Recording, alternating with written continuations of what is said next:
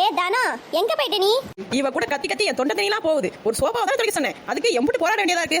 தானே கத்திக்கிட்டே இருந்தாலும் இவ காதை உழுவவே விழுவாது. அத்தை கூப்பிட்டீங்களா? சொல்லுங்க தேய். உன்னை என்ன சொன்னேன்? காலைல இருந்து ஒரு வேலை தான் சொன்னேன். அந்த ஒரு வேலை உன்னால பார்க்க முடியாதா? ஏன் தே, நான் தான் சோஃபாவை தொடச்சிட்டேனே.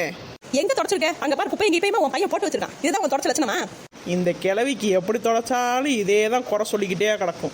நான் இங்க பேசிக்கிட்டு இருக்கேன், அங்கிட்ட என்ன யார்கிட்ட பேசிக்கிட்டு இருக்கேன்? அது ஒன்றும் இல்லை தே, தண்ணியை தொட்டு துடைக்கலாமா இல்லை லைசால போட்டு துடைக்கலாமான்னு யோசிச்சுக்கிட்டு இருந்தேன். உன்னையெல்லாம் என்ன சொல்லி வளர்த்து விட்டாங்கன்னு தெரியல.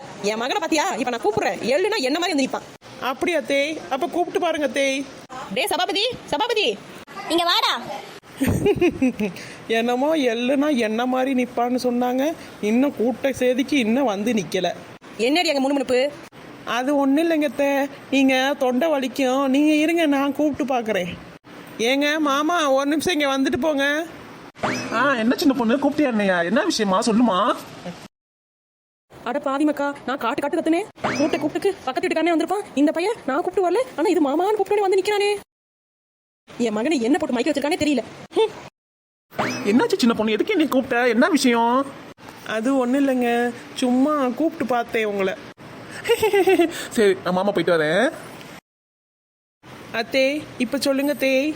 என் மகனை என்ன போட்டு மயக்க வச்சிருக்க? நான் இந்த காட்டு கத்துனேன், என்கிட்ட ஒரு வார்த்தை பேசாம போயிட்டான். உன்கிட்ட வந்து ஈன்னு சிரிச்சுட்டு போறான் அவன்.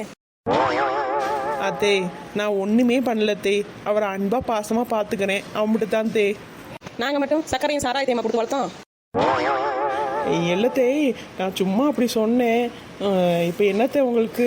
இந்த சோஃபாவை தானே துடைக்கணும், எதுக்கு காலையிலே ஆரம்பிக்கிறீங்க? என்னமோ பண்ணி தோல, எனக்கு வேலை இருக்கு. இவனை பெற்றதுக்கு ஒரு அம்பிக்களையும் ஆட்டுகளையும் பெற்று போட்டுரும். சரி, அம்மிக்களையும் ஆட்டுக்களையும் பெற்று போட்டால் மட்டும் மருமகளுக்கு கட்டி கொடுக்க முடியுமா? இல்லை மருமகளாம் இப்படி வேலை வாங்க முடியுமா? மாமியார்களே இப்படித்தான், திருத்த முடியாது. இந்த ஒத்த சோபாவை வச்சுக்கிட்டு இந்த ஒத்த ரோசா ரொம்ப பாட்டு பாடுதியா.